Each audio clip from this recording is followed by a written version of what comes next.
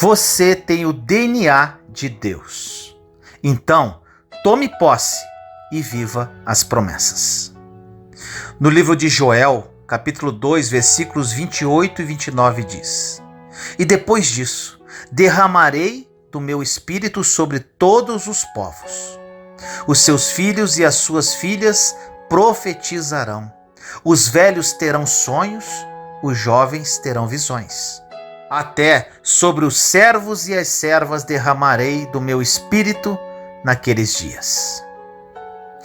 É importante celebrarmos marcos históricos, mas é importante entendermos que tudo aquilo que vimos no passado, se não aponta para o futuro, é apenas uma memória de algo que aconteceu.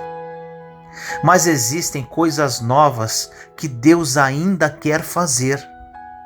Talvez existam situações que você viveu no passado que até hoje elas têm paralisado a sua vida. Mas Deus te diz hoje que se você colocar essas situações nas mãos dele, situações que poderiam destruir a sua vida, elas serão apenas uma parte da sua história. Quando você está em Deus, até aquilo que fazem contra você te impulsiona para o seu destino profético. Quando você está em Deus, até aquilo que fazem para tentar te calar vão impulsionar a sua voz. Aquilo que fazem para tentar te paralisar dará a você ainda mais coragem para permanecer. Quando estamos em Deus, aquilo que tentam contra nós não é maior do que o Deus que em nós habita. Quando você está em Deus, não existe nada capaz de te impedir a prosseguir. Porém, temos que entender os propósitos que Deus tem para nós, porque isso é a chave para que nós permaneçamos independentemente de qualquer circunstância. Aquilo que tentou parar você, se você colocar nas mãos dele, também vai ser só uma parte da sua história. Celebre aquilo que Deus fez em sua vida no passado, mas traga para a sua vida expectativa e esperança em relação ao que Deus ainda vai continuar fazendo no futuro. Deus quer fazer coisas incríveis e precisamos entender que a única forma de expressarmos a verdade que carregamos é viver debaixo de uma realidade sobrenatural. Existem lugares que, se você professar a sua fé, literalmente faz com que você corra risco de vida. E exatamente por termos tanta liberdade de professar a nossa fé, que às vezes acabamos esquecendo o quão poderoso é a verdade que carregamos. Existem pessoas que literalmente estão enfrentando a morte todos os dias para continuar caminhando com a fé que possuem. Existe um mundo que só vai crer que Deus é real quando verem Ele fluindo através de nós, fazendo sinais e maravilhas, tocando os enfermos, libertando os cativos, mudando a história. Não é uma fé passiva que se restringe a sentar no banco da igreja e ouvir uma pregação. Não é uma fé passiva que se restringe a fazer parte de uma comunidade. Mas Deus espera que nós façamos aquilo que desde a igreja primitiva começou a ser feito: sinais e maravilhas através dos discípulos e apóstolos. Às vezes, nos questionamos o porquê de sermos os únicos cristãos em determinados lugares que estamos. Mas, se você é o único cristão ali, aquele lugar já tem tudo para ser transformado. A fé tem que ser ativa, os sinais e as maravilhas têm que ser cotidianos. Os frutos que carregamos têm que ser reais, senão a nossa fé é só ideológica, teórica. A fé que carregamos precisa fazer a diferença. A sua fé não pode ser a fé dos seus pais, avós, ou pautada no milagre que você viveu há 5 anos atrás. Não dá para ouvir essa mensagem e no final tudo continuar igual, porque existe dentro de cada um de nós uma porção do DNA de Deus. Você carrega a genética de Deus. Ele criou o homem com as próprias mãos, mas quando ele sopra a vida dentro do homem, ele está colocando dentro dele o seu próprio DNA. Isso precisa fazer a diferença na sua casa, nos seus dias, nos seus negócios, nos seus relacionamentos, no seu ministério. Não tem como carregar a própria vida de Deus dentro de nós e vivermos como se Deus não existisse. Ele continua vivo, fazendo milagres, movendo pessoas e continua mudando histórias. O problema é que nem sempre acreditamos no poder revolucionário que carregamos. A Bíblia não é um livro de histórias que fala a respeito apenas do passado. A Bíblia é um livro de marcos e feitos de Jesus que apontam para o futuro. É como se Deus falasse: você está vendo tudo o que foi feito até aqui? Então, a partir de agora, o livro continua sendo escrito através de vocês. Você não pode ficar pautado apenas naquilo que aconteceu no passado.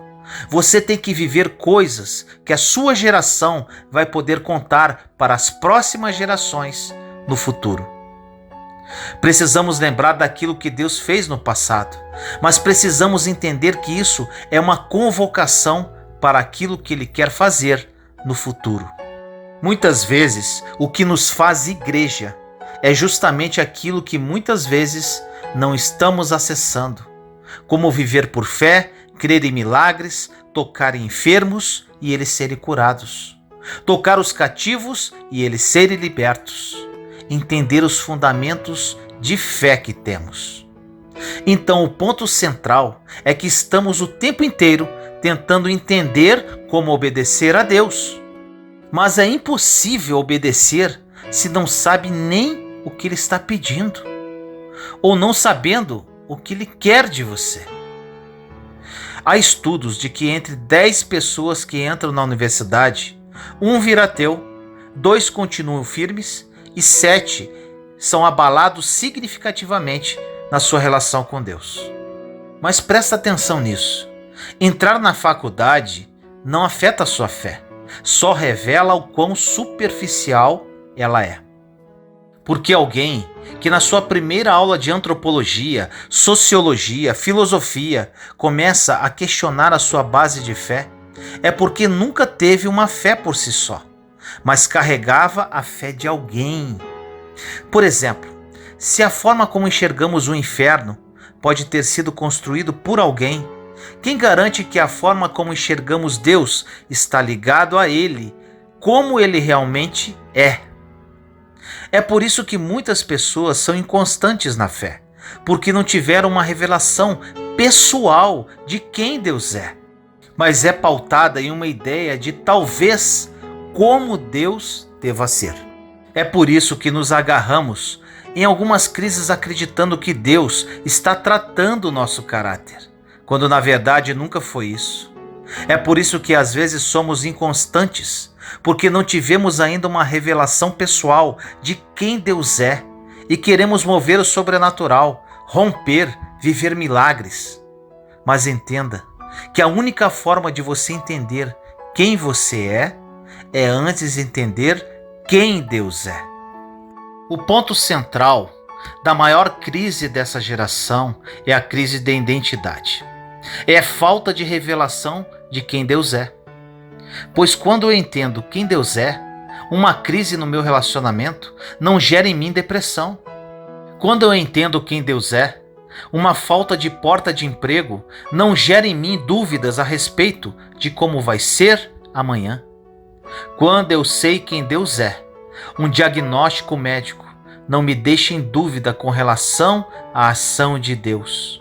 Ou uma palavra liberada contra mim não é suficiente para abafar uma promessa liberada desde o ventre de minha mãe.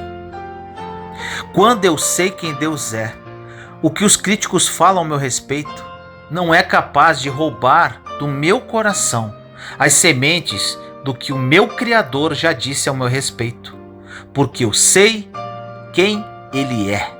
e o que Ele pode, para onde Ele vai me levar, o que Ele prometeu, o quão poderoso Ele é.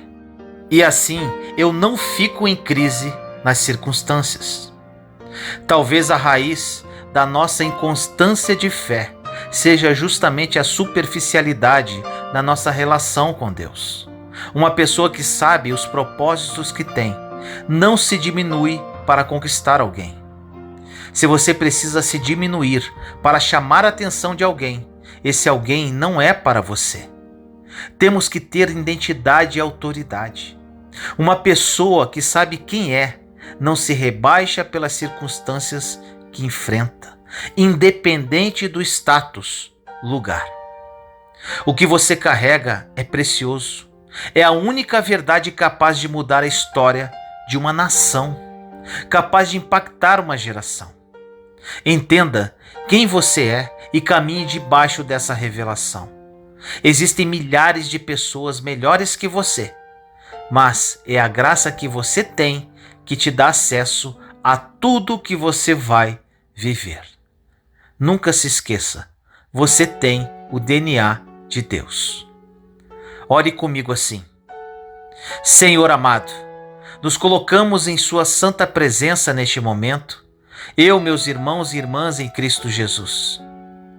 Pai amado, muitos dos seus filhos e filhas que oram comigo agora vivem uma crise de identidade. Não sabem quem realmente são. Não sabem realmente quem o Senhor é. Pois se soubessem, estariam vivendo uma vida que Jesus morreu para que vivêssemos. Uma vida de paz, de amor e de abundância. Muitos estão vagando dentro de uma igreja e não têm uma verdadeira comunhão contigo, Pai. Não o conhecem em espírito e verdade e se encontram tristes e deprimidos. Senhor amado, que esta seja uma mensagem para despertar esses corações, para realmente mudar realidades. Que o seu Santo Espírito toque essas almas e que a partir de hoje haja uma verdadeira mudança em suas vidas. Que elas se conscientizem com relação ao poder e autoridade que possuem em Cristo Jesus. Assim nós oramos, em nome do nosso Senhor Jesus Cristo. Amém.